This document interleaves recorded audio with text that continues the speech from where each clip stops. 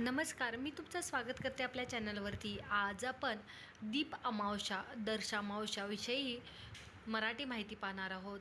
चला तर मग आपण व्हिडिओला सुरुवात करूया. दीप अमावस्या किंवा आषाढ अमावस्या म्हणूनही ओळखली जाते. हा सण हिंदू संस्कृतीतील महत्त्वाचा दिवस आणि विशेषतः महाराष्ट्र आणि कर्नाटक राज्यामध्ये दीप अमावस्या अतिशय उत्साहात साजरी केली जाते. ही अमावस्या आषाढ महिन्यामध्ये जून जुलैमध्ये येते. आषाढ महिन्यातील शेवटचा दिवस म्हणजेच अमावस्येच्या दिवशी दीप अमावस्या साजरी केली जाते. दीप म्हणजेच दिवा. दीप अमावस्येच्या दिवशी दिव्यांची पूजा केली जाते. घरातील सर्व दिवे स्वच्छ धुवून त्याची पूजा केली जाते. या दिवशी दिवे लावणे अत्यंत शुभ मानले जाते. असे म्हणतात की दिव्यांच्या प्रकाशामुळे घरातील अंधकार आणि नकारात्मकता नाहीशी होते व समृद्धी आणि सकारात्मक ऊर्जा तयार होते.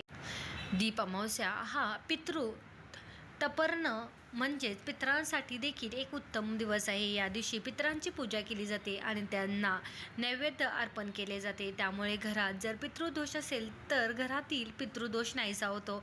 काही भागामध्ये या दिवशी देवी लक्ष्मी आणि दुर्गा यांची पूजा आणि उपासना केली जाते. घरामध्ये सुख समृद्धी येण्यासाठी आणि वाईट गोष्टीपासून संरक्षण होण्यासाठी लक्ष्मी आणि देवी दुर्गाची पूजा केली जाते. पूर्वी एका नगरामध्ये एक राजा राहत होता. त्या राजाची एक सून होती.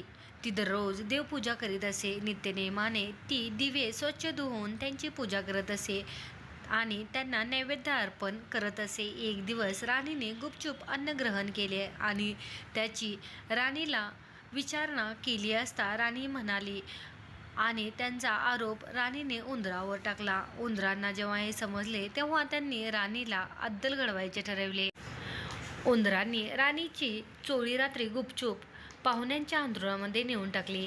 त्यामुळे राणीची बदनामी झाली. घरातील सर्वांनी राणीवर आरोप केले आणि राणीला हाकलून दिले. पुढे एक दिवशी राजा शिकारीवरून येत असताना रात्री गावाबाहेर एका ठिकाणी थांबला.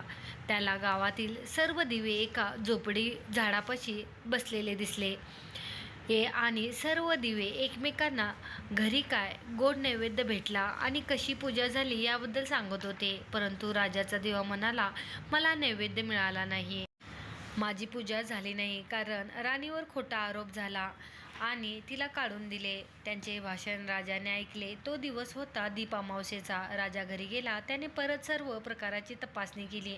राणी निर्दोष आढळल्यावर त्याने तिची क्षमा मागितली आणि तिला सन्मानाने राज्यात परत आणले. राणीने केलेल्या दीपपूजेमुळे तिच्यावरील आळ टळला. राणीला दीप पावला. अशी ही दीप अमावस्येची कहाणी. तर दीप अमावस्येच्या रोजी संपूर्ण घर स्वच्छ करून दिवे लावले जातात. फुलांचे तोरण लावतात. घरासमोर रांगोळी काढतात. मातीचे दिवे किंवा धातूचे दिवे यांच्यामध्ये तेल किंवा तूप टाकून ते दिवे संध्याकाळी पेटवले जातात. काही ठिकाणी संपूर्ण घराभोवती दिवे लावतात. या दिवशी देवतांची पूजा, आराधना आणि मंत्राचे पठण करण्यास जास्त महत्त्व आहे.